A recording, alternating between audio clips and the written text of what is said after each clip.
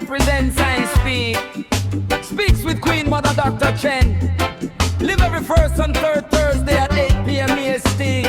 Culture, healing, heritage, spirituality, Caribbean roots and African diaspora rising. From St. Croix shores to the world so wide, Queen Mother Dr. Chen brings truth with pride. Culture in the rhythm, wisdom in the sound, healing for the people, roots in sacred ground. She keeps the story, she keeps it alive. African diaspora, we rise and thrive. Caribbean voices, bold and free, honoring ancestors, shaping destiny. As we speak, so let the people know, culture and healing in a reggae flow. As this speaks, heritage strong, spiritual wisdom all night long. It's strong. Every first and third Thursday, tune in live. 8 p.m. EST, come feel the vibe. As this speaks, we rise, we seek. Queen Mother Dr. Chen, I speak. This kick standing, preserving the flame, teaching our people to honor the name. Perrank moving with chats for life, culture healing, art, spirit and life. Thick Maraji community wisdom too, building up the people in all we do. From island roots to global lands, we remember, rise and stand. Pan-African vision, reparations call, justice and healing for one and all. Audible, these are I heart, hurry you too. Amazon music bringing vibes to you. As this speaks, let the people know, culture and healing in a reggae flow. As this speaks, heritage strong, spiritual wisdom all night long. Every first and third Thursday, tune in live. 8 p.m. PST, come feel the vibe. As this speaks, we rise, we see. Queen Mother Dr. Chen, I speak. Culture.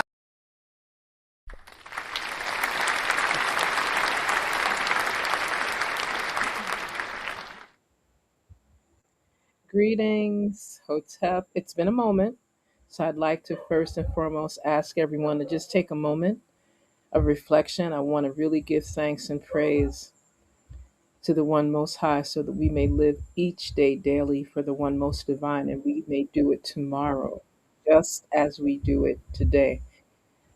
In the Meta Nature, we would say, Amasu and Banter, Sauksu Emigran Banter, Aura Maketi Paheruda. We're really just giving thanks and honor and glory and asking for blessings in abundance at a time where the world is very, very challenging, where the world community is under siege, where our children, our mothers, our fathers, our daughters, our sons, our aunts, our uncles, our grandmothers, our grandfathers, our husbands, wives are authentically having their sovereign human rights challenged, ignored,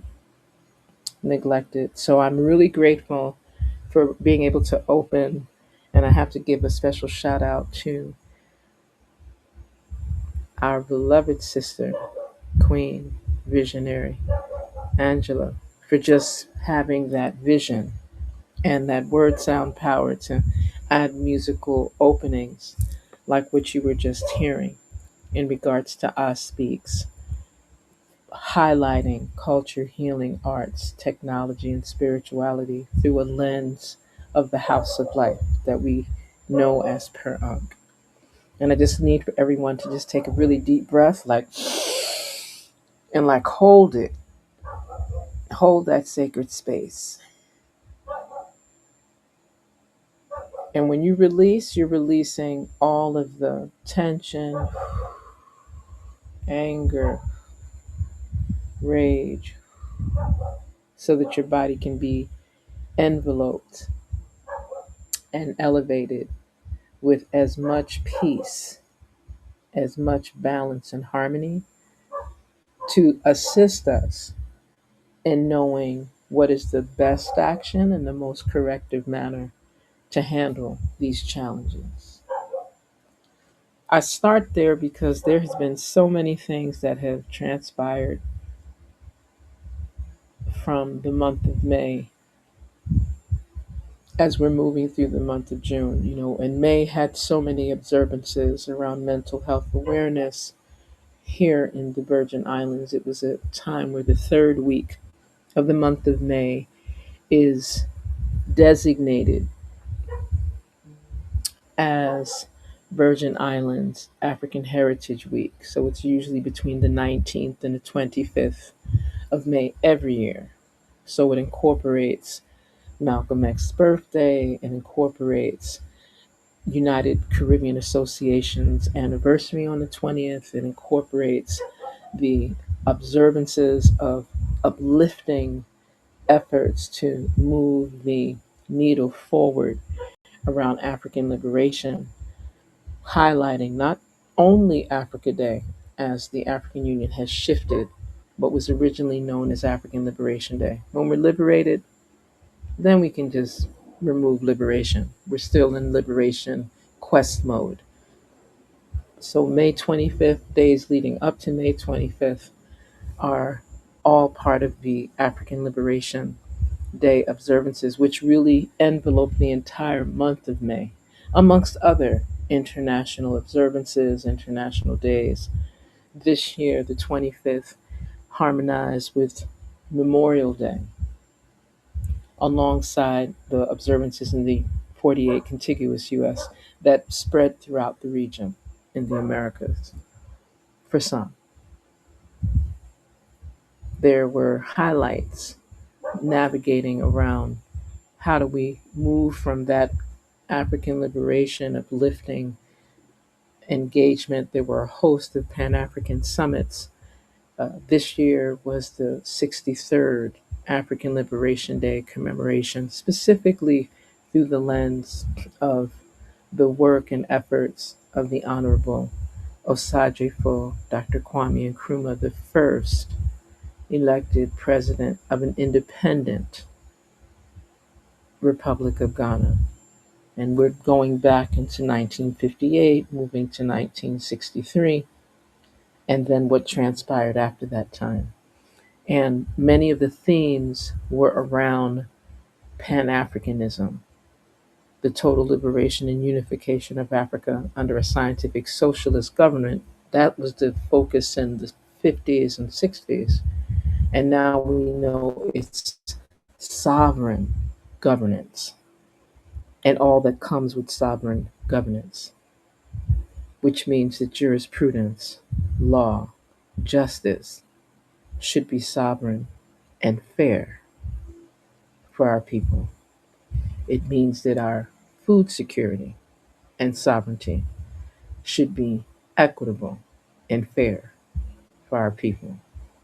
And of course, our shared humanity. It means that our access to clean water, clean air, housing, those basic elements that we require, not just want, but that we require to be able to live a balanced, harmonious life, should be available to our people in harmony with our shared humanity.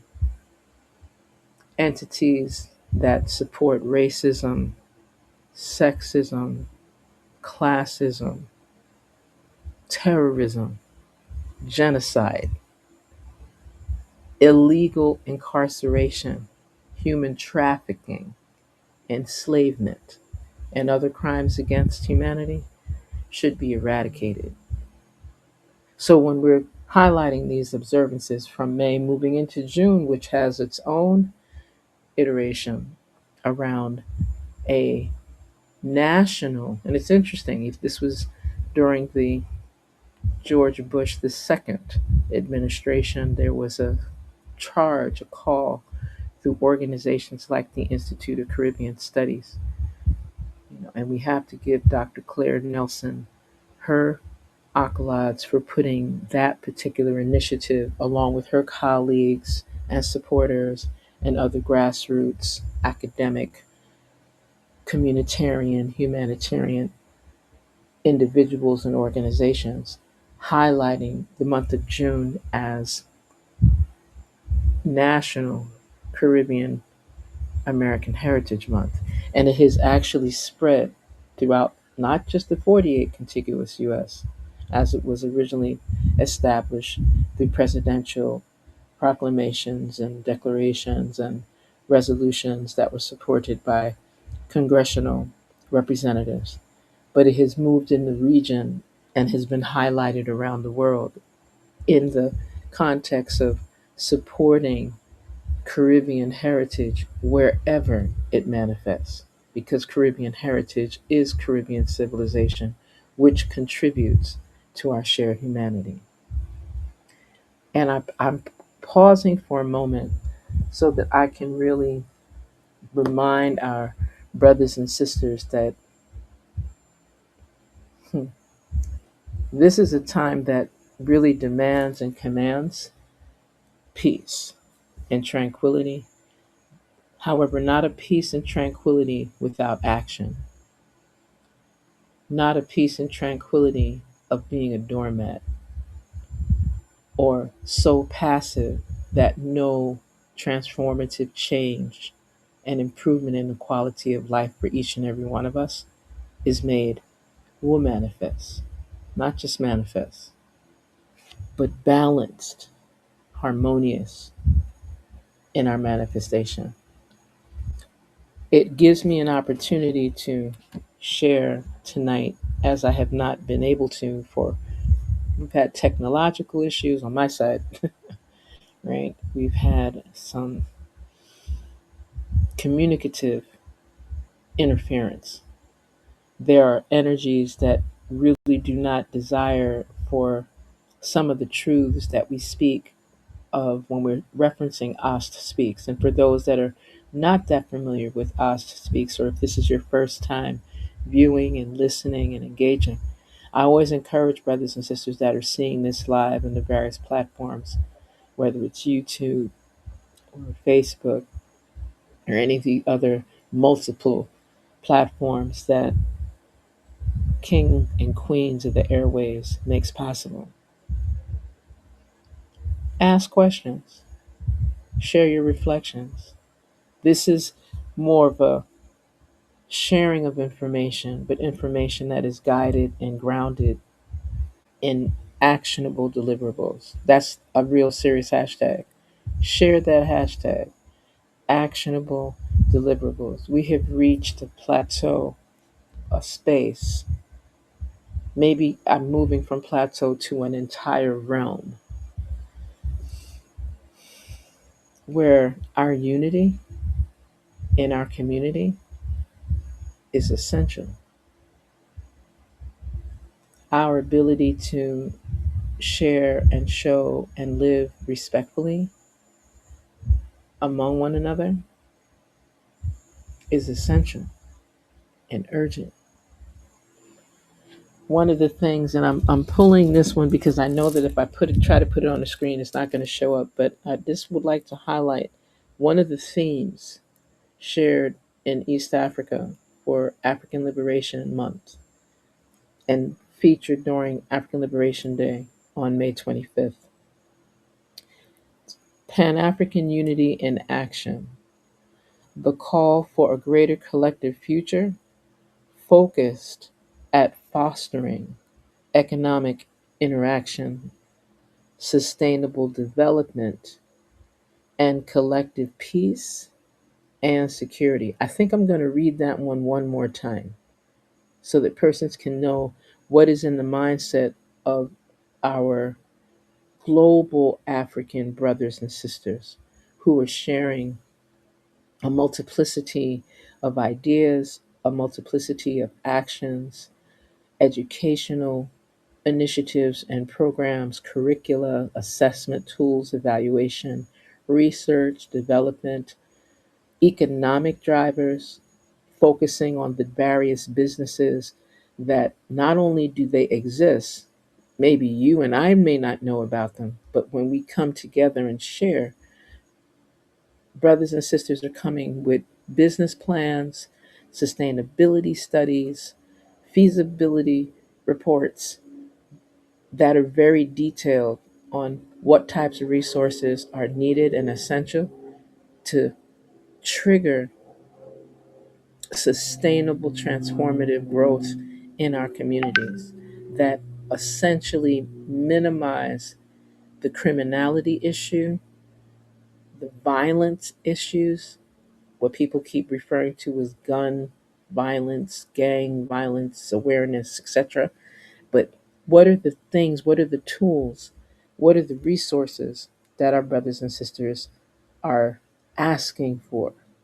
Have we actually asked the youth what they want and listened to what they say? Are we hearing what our veterans are saying? And when I say veterans, I'm speaking of anyone that gives their life, their service to their respective countries, especially in times of war and for militaristic or executive security purposes, right? What about our elders? But people like to say the seniors, the living ancestors. How are we caring for them and helping them to care for themselves? So I'd like to read this theme that has been used specifically in East Africa for African Liberation Day 2026. And I'm just reading it directly from this poster.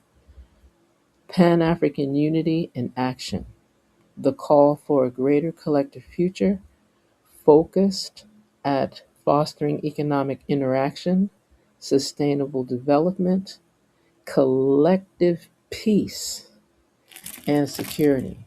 And I'm going to eventually post some of these photographs that were featured from the Atacare International Development Organization's network in that is grounded, it's a charitable organization that is grounded in, or I should say based in the UK, with representation throughout the global African diaspora. So IDO International has centers, representation in the, of course, in Uganda, in Kenya, in the Cameroons, in Azania, in South Africa, and it expands through more than 600 kingdoms. And I think persons need to hear that.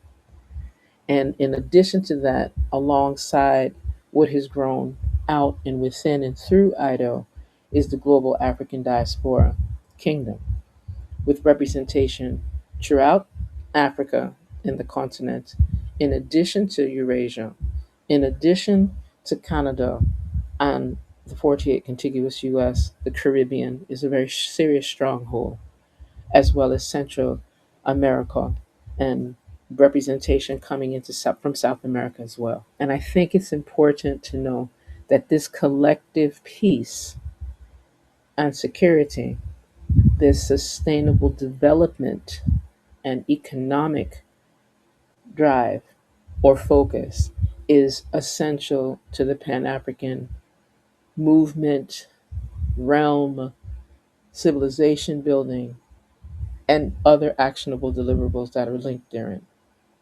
And so when we saying us speaks, it's us speaks, and the other side is with actionable deliverables.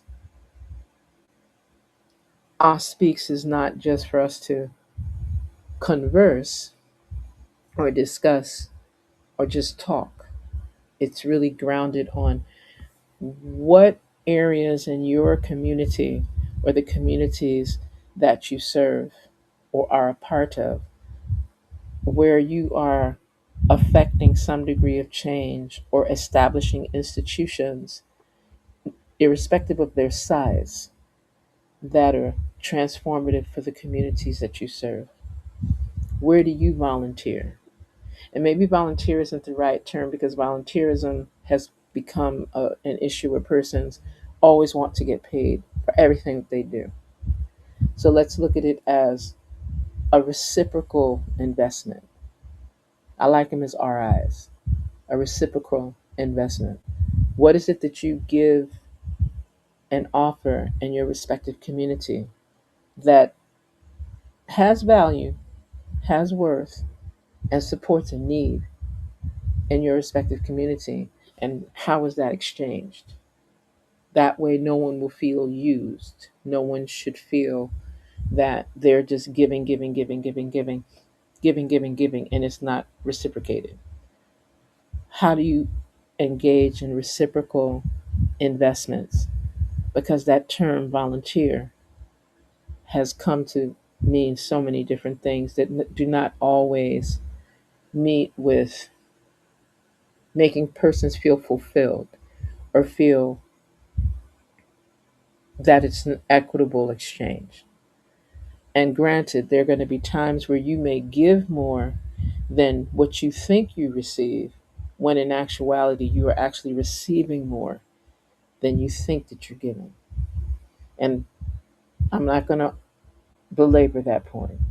I just am highlighting that we're speaking of that principle that most persons that have listened to us speaks podcasts in the previous iterations know we speak of the principle, a very feminine yet harmonious and balanced principle of Ma'at. And that principle, very ancestral, ancient principle with contemporary transformative value, worth, need, is grounded in our ancestral sacred sovereignty that transforms how we live. I'm going to say that again. Ancestral, ancient, sacred technology. And those that are listening will understand when we say Ast speaks, that's what we're referencing because it connects to those actionable deliverables. How do we begin to bring these things into fruition in our respective communities? I'll give an example. We have communities in spaces like the Pokomo community in Kenya. We have been very fortunate and blessed to have ongoing, collective, harmonious opportunities to support their community under the leadership and royal grounding of His Royal Majesty, King Dr. Makorani Mungasi II, who in his day work is a physician, a medically trained and certified, credentialed, licensed physician. And he made the choice to provide his services in his home country of Kenya and to specifically focus on the establishment of healthcare facilities and, of course, having young people have opportunities to train internationally in medical health fields. Some in his tenure as the dean at the School of Health Sciences and Medicine at Pawani University, and as well in other international institutions, programs, clinics, hospitals, and beyond. I think it's important for persons to find out about the Pocomo and learn what are the ways that we can begin to support them. And there's a layer of things, whether it's through education, the support of establishing and strengthening some of their institutions in the region, inclusive of, yet not limited to, the Mau Mau Secondary Girls' School.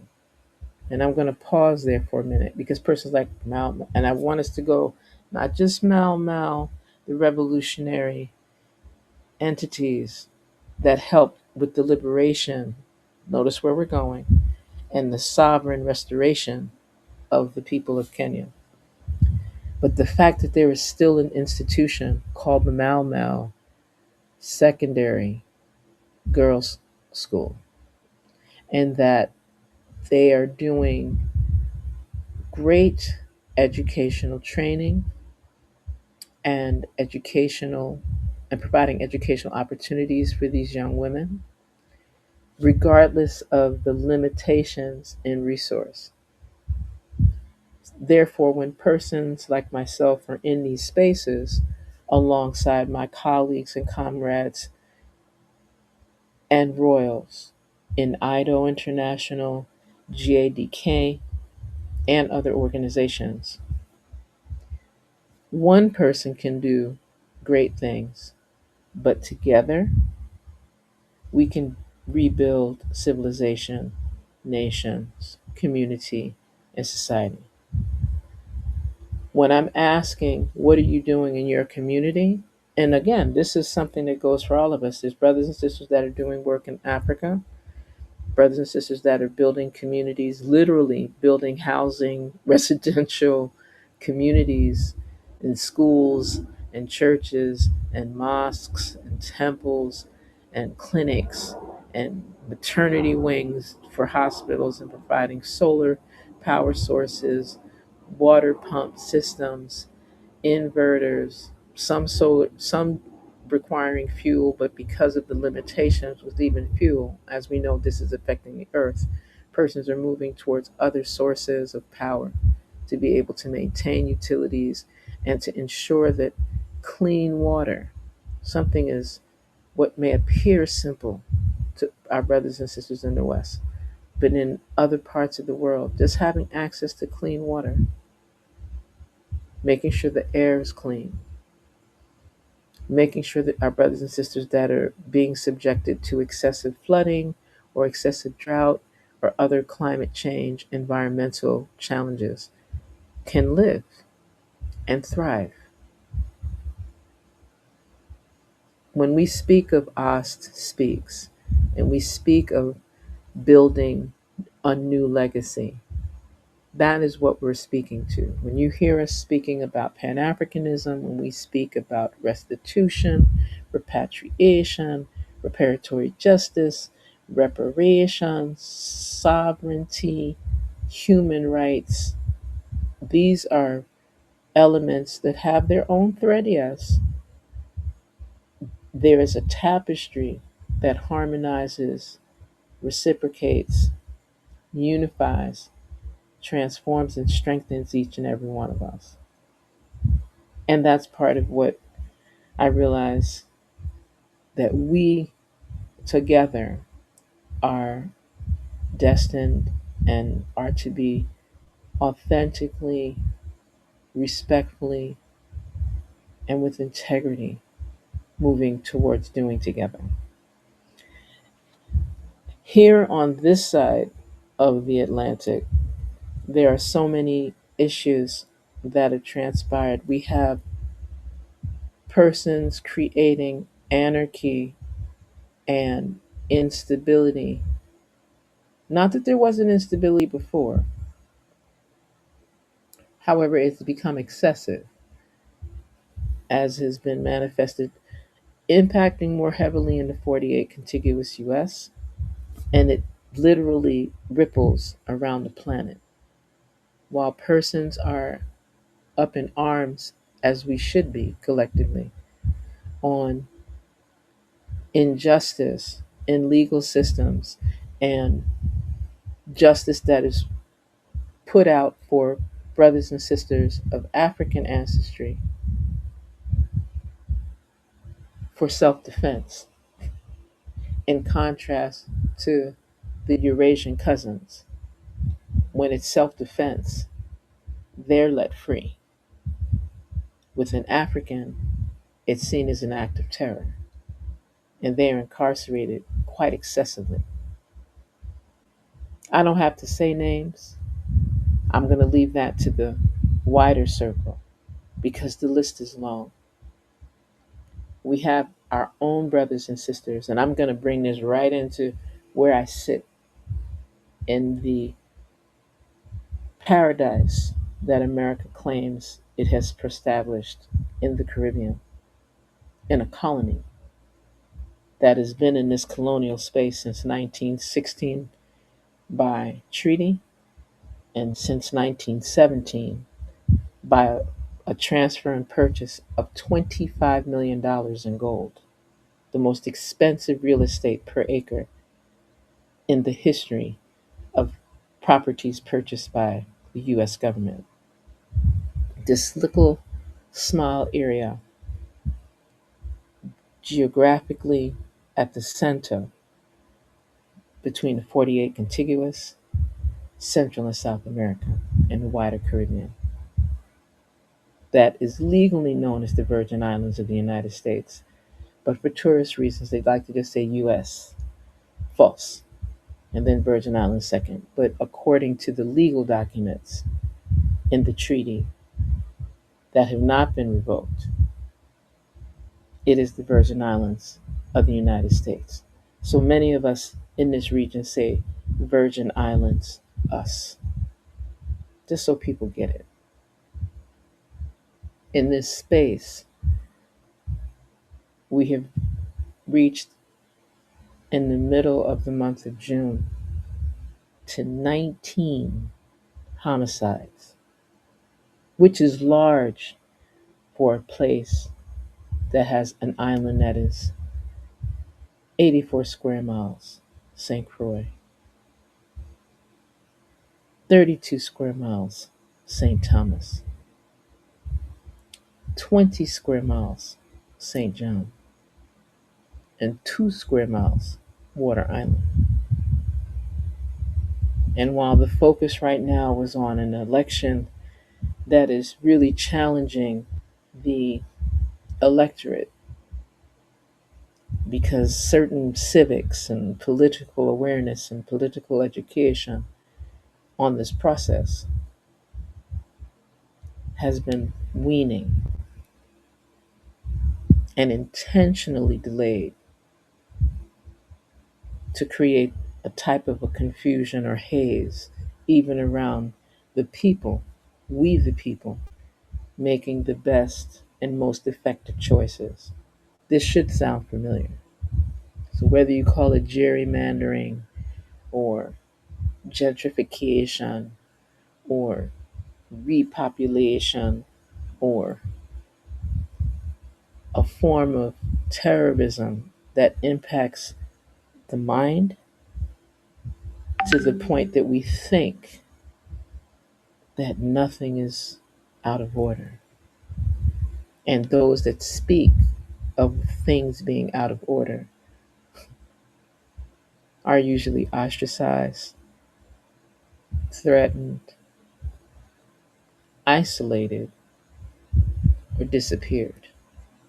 So I'm saying these things from a space of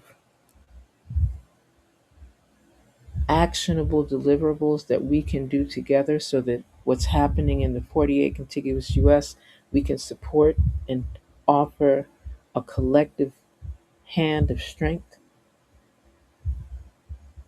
Some people choose to march and rally, and they should not be interfered with. Other persons choose to be more stealth like and should not be interfered with. When you have 8 billion people on the planet and counting, everybody tends not to do the same thing except breathe and occasionally eat and occasionally remove waste from the body. For us to have balance, for us to have harmony, for us to really implement those principles of Ma'at as truth, justice, order, reciprocity, balance, divine righteousness, and harmony,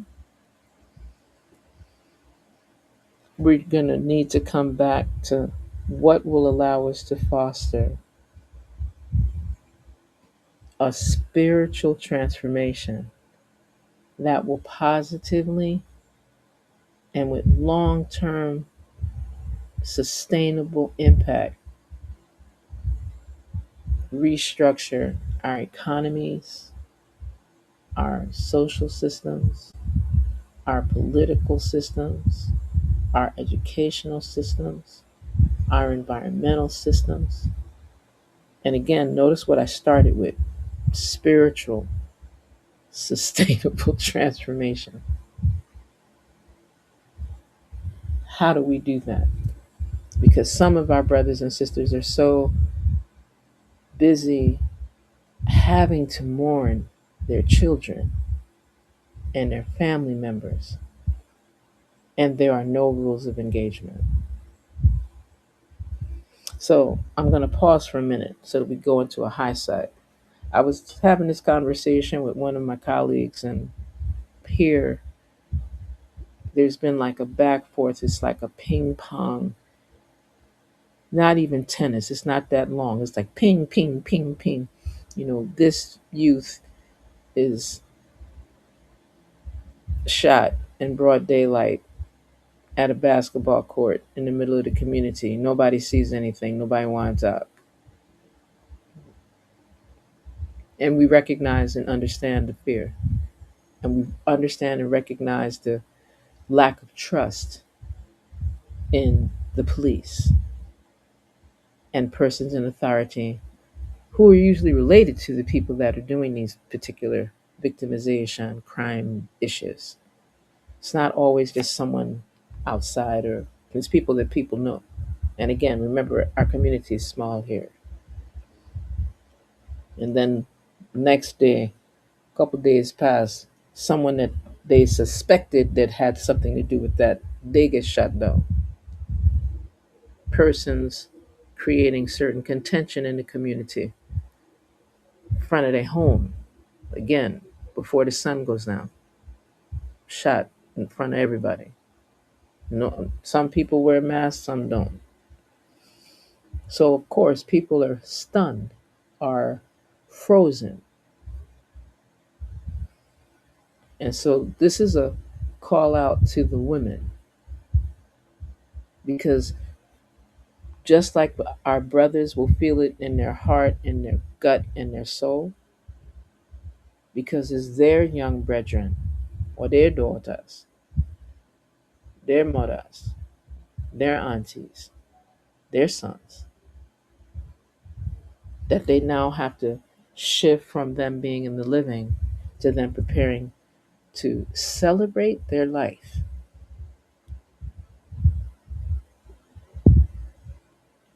Hmm. And then we have those that are still amongst the living, that for protecting themselves because of this fear cycle that has been initiated as a system and an institution, for defending themselves against warring entities that show hate and diabolical energy towards them.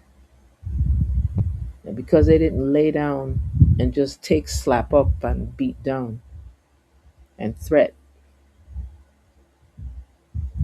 our sons, some of our daughters, are incarcerated with no justice or consideration for what transpired.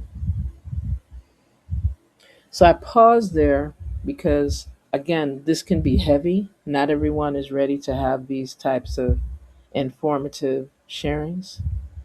And again, just a perspective, because there's other perspectives. No parent desires or ever looks forward to laying to rest their child.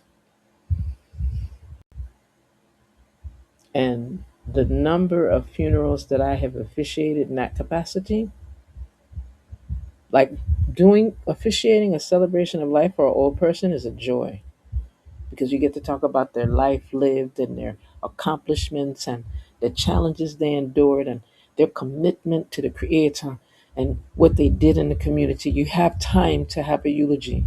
When it's somebody that's 19 and 14 and 25, the eulogy is short, and you end up spending more time talking about what on earth led up to this unsudden murder, assassination, execution. Hmm.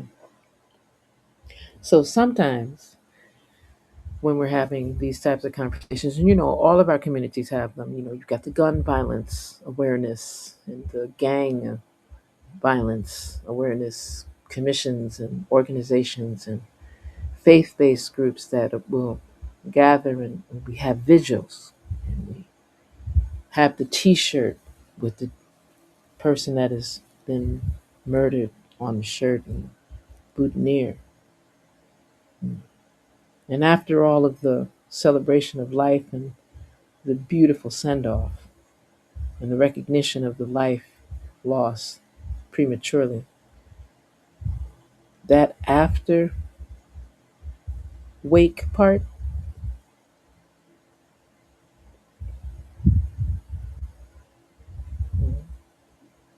creates a mental anguish that exceeds the mental health imbalances that our people are already exposed to. So just imagine people are already schizophrenic, already traumatized from hundreds of years, near millennia of chaos and trafficking and distortions in our humanity and diabolical institutions that reframe very negatively how we operate as humans. And on top of that, then we have the internalized hatred and the internalized institutions where it's a parasitic eating away of our very own, amongst our own. So when it happens across race or class or gender or sexual preference, whatever it is, it's still humanity parasiting and eating away at it itself. So then the victim, so called, is one portion, and the predator, whatever word you'd like to use, the criminal, the enforcer, whatever term, that's a whole other mindset that we have to begin to undo. And so it makes me, as it's very easy to have this discourse and share different things because these are the types of elements that affect how we engage on a day-to-day basis and what we prioritize. You know, we are no longer benefiting from only reacting to things from external stimuli. We know that there's criminality. We know that people are kidnapping people's children, and we know people are snatching people for body parts. We know. We know there's prostitution. We know that there's gang warfare, gun trafficking, human trafficking that still exists. People are still speaking of that there's slave markets, not only in Africa, in the world. Persons have thought that this has become, has maintained, not become, has continued to be tolerated. And prayer with actionable deliverables is essential. Transformative actions that support peace and tranquility are essential. As we speak, in the next several hours, there will be a continuum, a day two, if you will, of the next steps gathering. And I want to make sure that I share that part because, this is, again, all of this is happening, all of these other realities. We've got the World Cup going on. You have some referees cheating. Let me rephrase, some referees executing questionable actions and calls in the game that are affecting the outcome. So it's creating animosity, even in what was supposed to be sportsmanlike conduct in a World Cup, in authentic football, soccer. we're grateful that today was a day that had celebratory activities, whether persons were involved in the Obama Presidential Center's grand opening, which was star studded, and persons were really able to be in a positive realm of celebration. Although you have other persons that question certain things that happened during that presidency, specifically in the spaces of, specifically with Libya, amongst other areas. But the good news, people were able to celebrate, and there was some elevation of the spirit in a positive way. We already know that New York has become its own civilization after a what 50 plus year dry spell for the New York Knicks. So go Knicks. Make sure I cover that part as well. And as I said, in Ghana today, which is for them now yesterday, there has been a there are convenings, and I want to make sure that I call it what they gave it to me as. The next steps, yeah, the next steps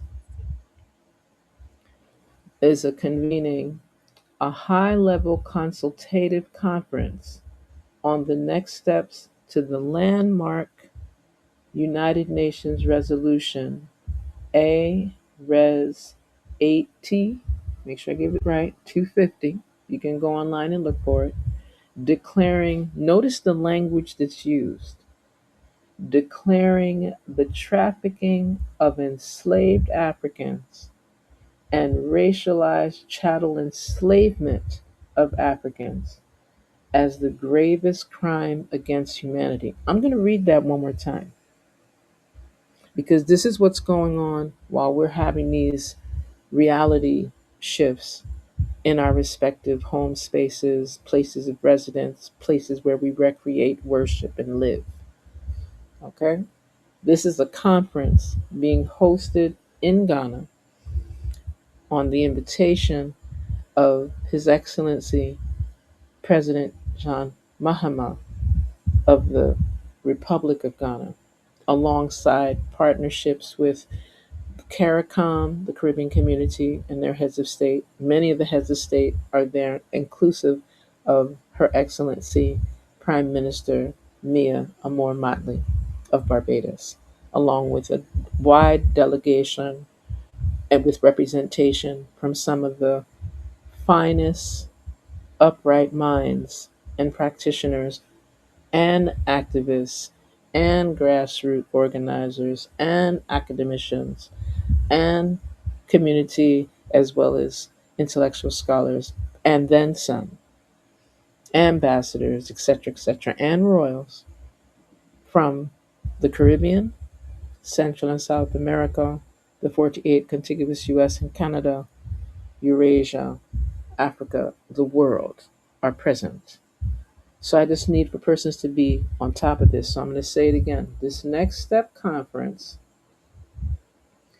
is the consultative conference on the next steps of the landmark United Nations Resolution A Res 8250 80/250, declaring the trafficking of enslaved Africans and racialized chattel enslavement of Africans as the gravest crime against humanity. And day two is going to start in a few hours. And I encourage persons to either look on the Speaks Facebook page. I will do my best to make sure that the links are available there, but you can easily just Google Next Steps Ghana 2026. And I'm very sure that you will be able to find that information. And I'm hoping that it's not just that they put it up live, but that they will keep it up so persons that are unable to watch at a particular time in the day, let's say 9 to 4 in Accra, let's say 9 is going to be about 4 in the morning East Coast time. So for those persons that are tuning in, and I know that snippets are going to be have been made available on CARICOM's website and specifically on the CARICOM Reparations Commission's updating site in their YouTube pages, along with the Caribbean Pan African Network's site, as well as the Emancipation Support Committee of Trinidad and Tobago, as well as the Caribbean Rastafari Organization, and others. And I'm saying these things so that persons can, and I'm saying it is slow because it's important to know all of these things are relatable. All of these gatherings give rise to how we prepare to implement actionable deliverables so that they will stop disappearing our children. They will start to respect the lives of people of African ancestry, just period, because our shared humanity demands that. If one of our sons or daughters defends themselves, because this isn't the first time that a child of African ancestry defended themselves in a form that led to the death of the predator attacking them, and they were found guilty for defending themselves from a predator. This is not new. This is systemic. And we can scream, wail, march, perhaps even burn down a few things. And unless we can effect transformative change through a spirited, firm, harmonious, and balanced course with actionable deliverables, I'm going to keep saying that, it will not change. And we will continue to be in a space of mourning. Mourning. Make sure I don't get misunderstood. With that being said, and I would again encourage those that are listening, I'm grateful to be able to just share a few reflections, commentaries. There's a lot that's going on, a lot that's happening in our space. I'm encouraging, just as I started, we give thanks and praise to the One Most High. We live each day daily for the One Most Divine, and we shall do it tomorrow, just as we do it today. We're doing all that we can to keep that energy that supports what we share, that culture heals humanity, land is our foundation, and spiritual harmony unifies us. And when we speak of Ost speaks, building a new legacy, we're speaking through a lens, because it's not just me. I couldn't do this alone. I couldn't bring all of this to anyone by myself. You might just see me in this space, in this virtual platform, but this is through a lens of ancestors upon ancestors, guided and guarded by the Almighty to even give me strength and wisdom and humility to be able to say some of these things that many of our brothers and sisters would like to say and do not have the ability to do so. So we speak for the voiceless. We act for those that were shunned and ostracized for acting, to uphold and maintain the principles of truth, justice, order, reciprocity, balance, divine righteousness, and harmony, no matter what. How did Malcolm X say it? By any means necessary. Hmm. How did Marcus Garvey say it? One God, one aim, one destiny. And we in the 21st century push that one Africa. When we're saying Africa, we're speaking of Africa, the 12 million square miles of the continent, and everywhere that Africa has spread, which is global.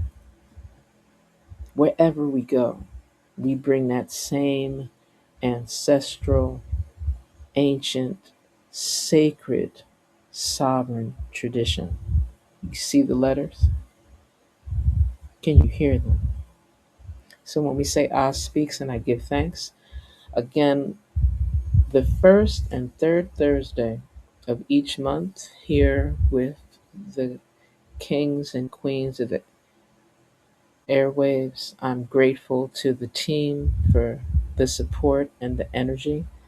I encourage us to stay vigilant, firm, harmonious, and work on keeping our heart as light as a feather, irrespective of the challenges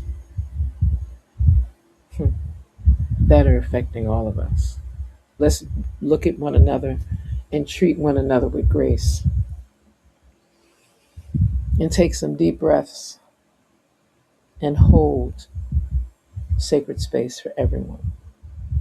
And for those that are experiencing great loss, we keep them in prayer with action and we work towards having transformative solutions that authentically restore our sovereignty in all ways.